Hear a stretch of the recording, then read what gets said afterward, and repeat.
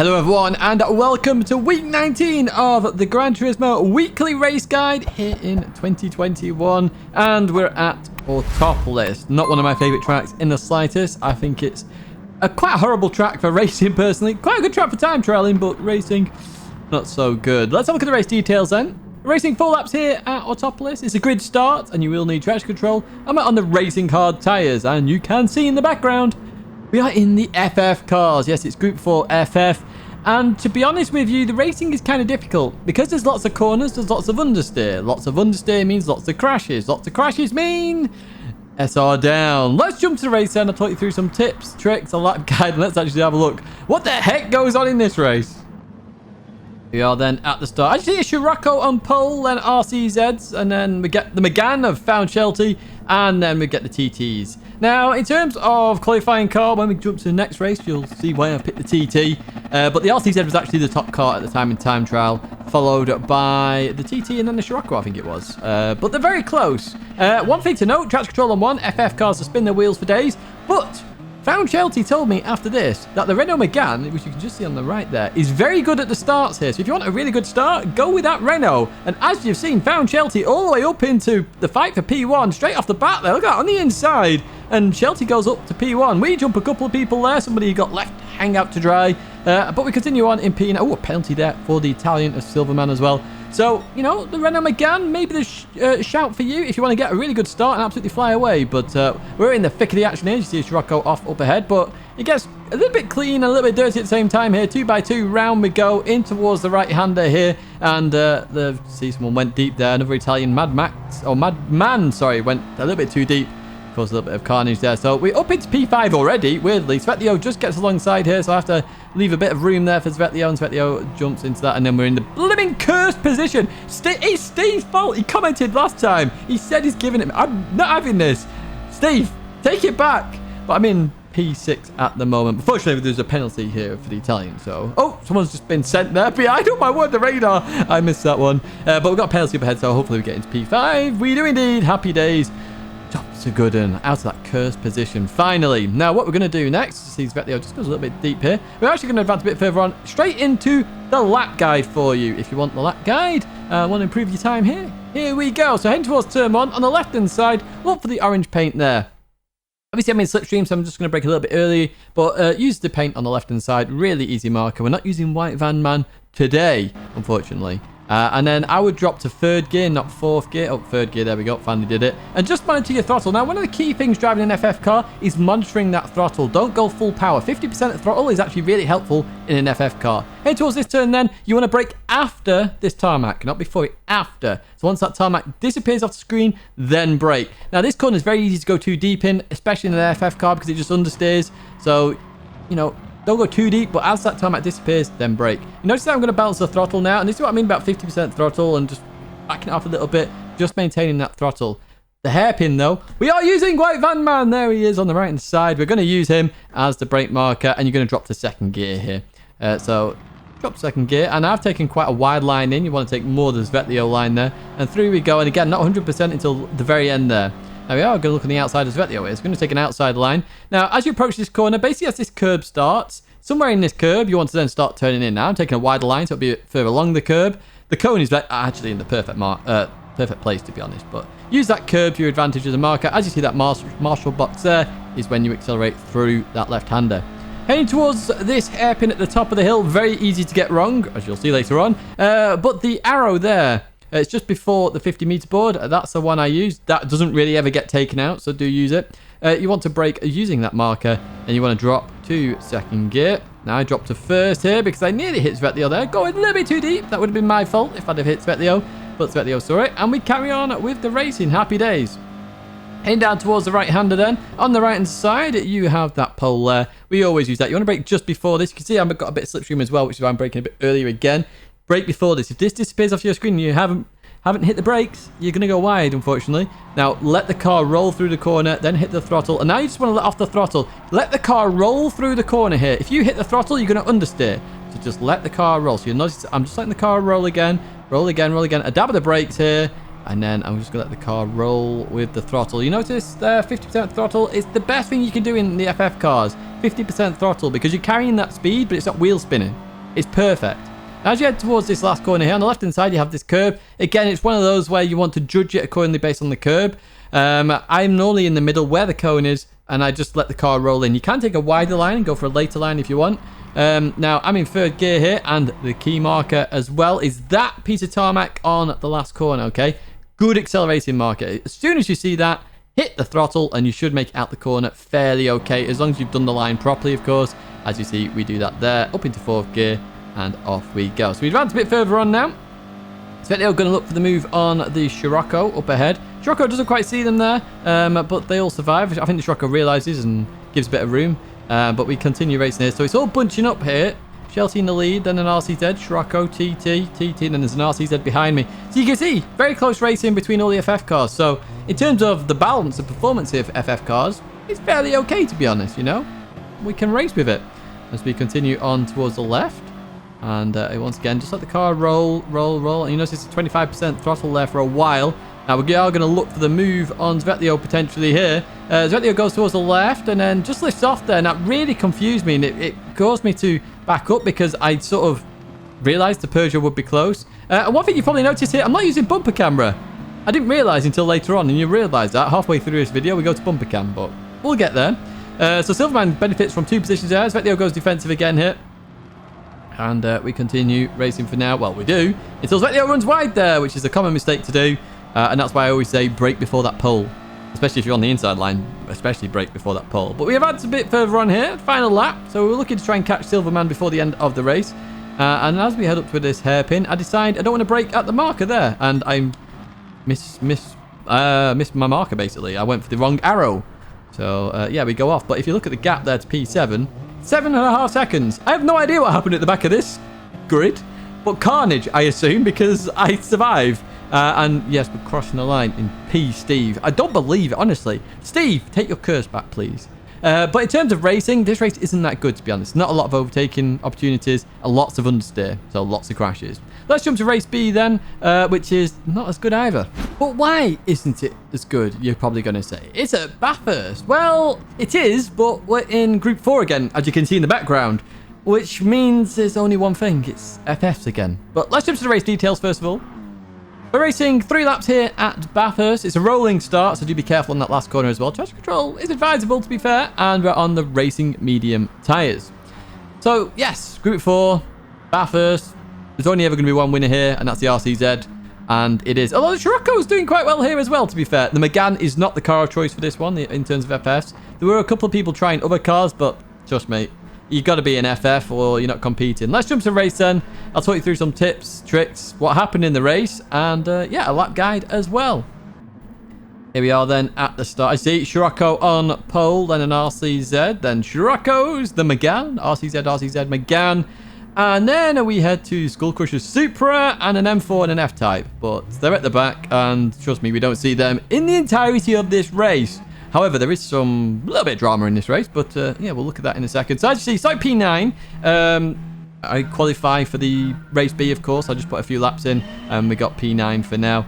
So around here, I put traction control on 1 just to avoid the wheel spin initially at the start. And then we're going to go straight to a track guide, as we always do with race B, because the gap is about 3 years long. So heading towards turn 1, look for your famous photographer here at turn 1. Very helpful, literally right before the 50 and that lamppost at the 50. Look for the photographer, very obvious when you're racing.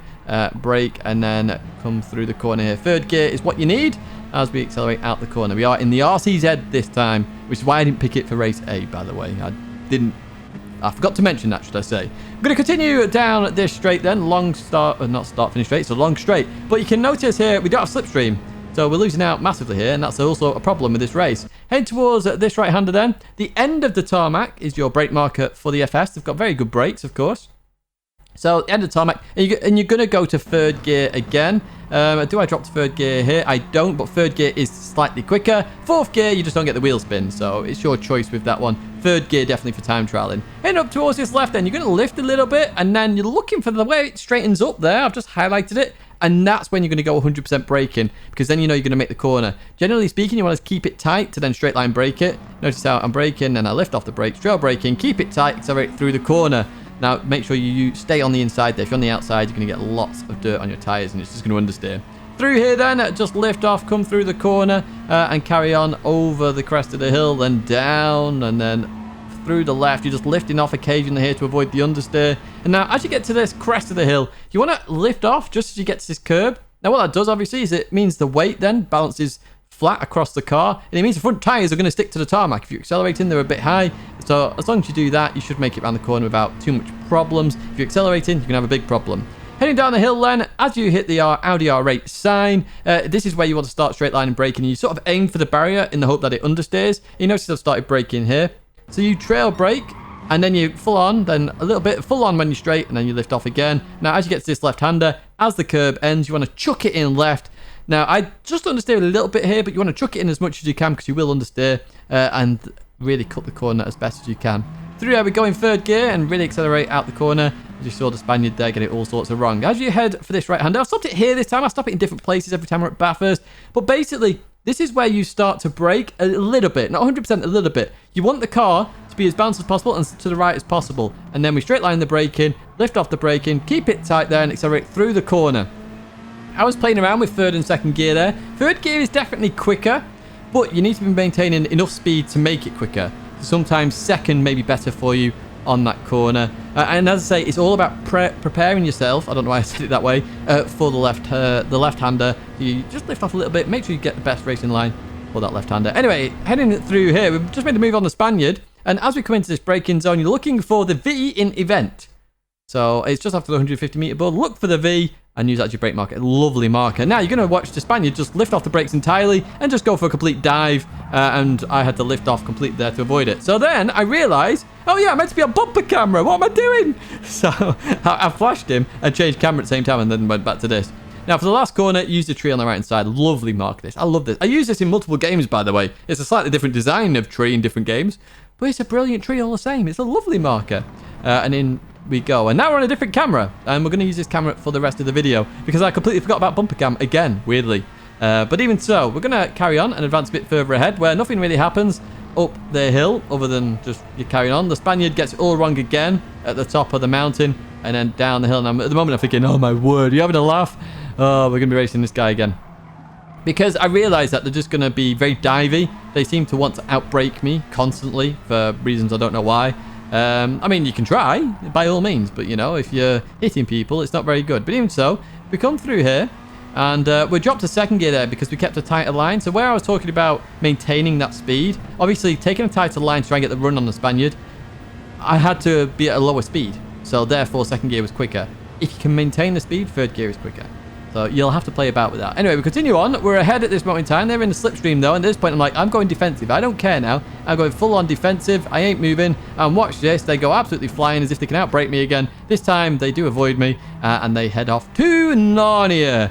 And we get that position back. But, yeah, in terms of racing, we advance to the last lap. Nothing. It's quite boring, to be honest. The field spreads out quite quickly. And making moves is very difficult. And once again, you're dealing with understeer. So not the greatest race in the world, if I'm honest. I'd actually avoid this one, personally. I think it's pretty rubbish. But race C we're going to head to next, which is an interesting one because I think it's a little bit more balanced. Yes, we head to America for this one, where we're at Laguna Seca for race C. And as you can see, we're in Group 3 as well. So it's balanced, I would say, this race. It's quite a nice one, to be honest with you. Let's jump to the race details first of all. We're racing 13 laps here at Laguna Seca. It's a rolling start. We've got racing medium and hard tyres. Both are required. We'll talk about tyres in a little bit. Fuel usage ×2 and tyre wear ×10. Now, in terms of those tyres, they're actually relatively balanced. As you'll see in the race, it's kind of a weird, nice balance, which is what I was talking about. So I went with a Subaru here. I would recommend going with an FR car for the balance, although we do see a Beetle go very well as well, so the Beetle may be a good choice. Let's jump to the race then. I'll talk you through what happened in the race, a lap guide, and any additional tips and tricks I can give. As always with Laguna Seca, we have a detailed guide, which I'll put in the description. If you really want to get the ins and outs of this circuit, do check out that guide. But let's jump to the race then, and I'll have a look at it in a little bit more detail. Here we are then at the start of the grid, and we have a Subaru on pole, a Savage. We've got Bray, Catfish, Soccer, then me. And I accidentally put that time in, really. I was only doing a couple of laps, and I got a 1:20.6 quite quickly. So, yeah, it is what it is. I didn't mean to start this high up, but and next time I think I'm going to start towards the back again in this. But I decided to go on the racing hard tyres, you know, just try and, like, you know, build it up a little bit, but yeah, we'll see what happens during the race. Let's put it that way. Anyway, let's continue on with the race and straight into a lap guide as well. We're going to warm our tyres up, but don't do what I'm about to do in just 1 second, which is warm my tyres up over this crest of the hill, because then I suddenly go off nearly. But heading towards turn 1, use the number 3 there on the right hand side. As I say, the track guide in detail is in the description, but this is just a track marker here for this one. So number 3 there, and you're going to drop to second gear in the Subaru, and just bounce the car as it goes round. As soon as you see the sausage curve there, you can accelerate out the corner really. Should be able to make it fine. Head towards this right-hander on the left-hand side. The darker gravel is what I use here. Very easy marker to pick out, and one I would highly recommend you use consistently. Just avoid going too wide and too close to it, because you will spin. As we come through here, nice and easy, and we continue on then. So the fast right-hander is more of a lift sort of thing. So normally a lift, I don't really like to use the brakes that much, but you follow this curb. As the curb comes towards the track, that's what you follow as a racing line. You can see where Zoka is here. It's a perfect line through there. I just had to dab the brake a little bit there because I was carrying a bit too much speed on the racing hard tyre. I'd only done those other laps on the mediums. Anyway, towards this left-hander we go, and the start the billboards on the right-hand side is where you're going to brake. You see I'm braking a little bit early here. Obviously, these brake markers, they do vary depending on your tyres and the wear and the temps in them, but yes, just be careful and use that marker as you wish. Up towards the fast left now, and it's very safe in an FR car, to be honest, but use the 2 board here. What you can see in the distance is Zoka not having a good time for this left-hander. So he's just clipped the sand on the right-hand side, forced it into a bit of oversteer. Weirdly, very skillfully actually, should I say, not weirdly, catches the car, which is an awesome feat in itself, to be honest. As we head towards the corkscrew here, and again, just before the Crested Hill, where that 3 is, where the line is there, that's when you're going to start braking. I normally brake and dab the throttle a little bit here. The weight's going to be, you know, bouncing around a little bit in terms of the crest of the hill, so just be careful. As you accelerate over here, try and cut a little bit of the right-hander there. Short shift to third if you want to in the Subaru, otherwise stay in third irrespective, and then through there, just bounce the car. As you head towards this right-hander, second gear or the number 2 board or the red and white curbing where it starts there, use that as a marker and really try and cut on the inside. Just be careful though of the sausage, but you want to be on the inside as much as you can because there's lots of camber there, which is very helpful. Last corner, I was using the number 3. Now, I didn't really have another marker other than the slight grey change on the left, so it's up to you if you want to use that or not. But yeah, it's one of those where I would check out my detailed track guide if you want to look into real specific markers. I pick out every single marker you can use on this circuit, basically. But that's going to be it in terms of the lap guide. And we're straight to lap 3 here. And you just see behind here, Doc Brown was on the medium tyre, by the way. I saw this just before we went into the race. So as we come into here, Doc Brown just goes a little bit deep here. And it forces a little bit of oversteer there and correction. And unfortunately, Doc Brown loses out, which means that happy days. Now, I knew Catfish was on the harder tyres. So what you do is you leave the pits at Laguna on the practice. Just look in the top on the left as drivers go out. It tells you the tyres. It's nice and easy. Now, we're into the pits here on this lap, and mainly because it's lap 5. And I was like, okay, let's just see if it works. Catfish should come in on lap 4 and made it work. Now, there's a 24.4 second pit loss there for you, so that's information for you. So from the start-finish line, 24.4 seconds in advance. Just have a look where it is on the circuit. It's around about here, and you should be golden as to where you're about to come out. But generally speaking, you go to the back of the pack or close to it. We've come out behind Sanina here, which was a little bit awkward initially because I was like, oh no, I'm going to have to make an overtake here at Laguna, which is very difficult. However, as we followed the Lexus up the hill, the Lexus apparently is a good choice. A couple of people drove the Lexus here. We're going to chuck it into the left. You see Bree comes in on lap 6 on the mediums. They just get it all sorts of wrong. They managed to catch it, fair play, and then they just lift off, which is very kind. Thank you so much for that. We give them enough space there just in case we're still alongside. And into the braking zone we go. We get it rotated. Short shift to third, and happy days, through we go. So in terms of pit stops, Catfish came in on lap 4. I came in on lap 5 in terms of the hard tyre. Now, I would actually go to lap 6 on the hard tyre. It's actually better than you think. Bray is on hards now. Now I'm on mediums, but the mediums are going to wear a little bit too much here. But we're going to have a fight with Bray and see if we can, you know, get the job done, basically. And you notice there's not been a lot of racing because it's very hard to overtake here, and the pack just opens up massively, as you see on the mini-map as well. Look at the pack. It's just spread out. But we're going to look for a move on Bray here. So I had a bad exit out of that last corner. In towards the braking zone we go. So we're going to go around the outside, or try to, on the softer compounder tyre. But we just see Bray there. So we haven't got it done there, unfortunately. Now, the main overtaking spot, I would say, here at Laguna is actually not this next right-hander, but the left-hander after this right-hander. Because you can take multiple lines, but you've got to maintain a good speed through this corner. Unfortunately, in Group 3, sometimes it's just too much dirty air, too much downforce, having an impact here. So I'm not alongside to really go for that move where you potentially go around the outside or chuck it up the inside. So, yeah, the only other place is the corkscrew, and it's so dangerous to make moves at the corkscrew. It really is. And you've got to get this corner right then as well, which is very hard to do when behind somebody because of the dirty air. But even so, we're looking still at Bray here. We just can't see a way past at the moment. That Lexus very strong on the straights as well, of course, in terms of comparison with the Subaru. Through we go. You can see the difference here, but Bray gets it all sorts of wrong here. So down the inside we go, down on the left-hand side, but unfortunately Bray just gets it recovered fine, and I have to really back off there, otherwise I would have hit the Spaniard, and the Spaniard keeps the position for now. We get a little bit too much oversteer there, so a bit of a frantic lap this with the fight. Catfish was looking to try and catch up to Zevicic.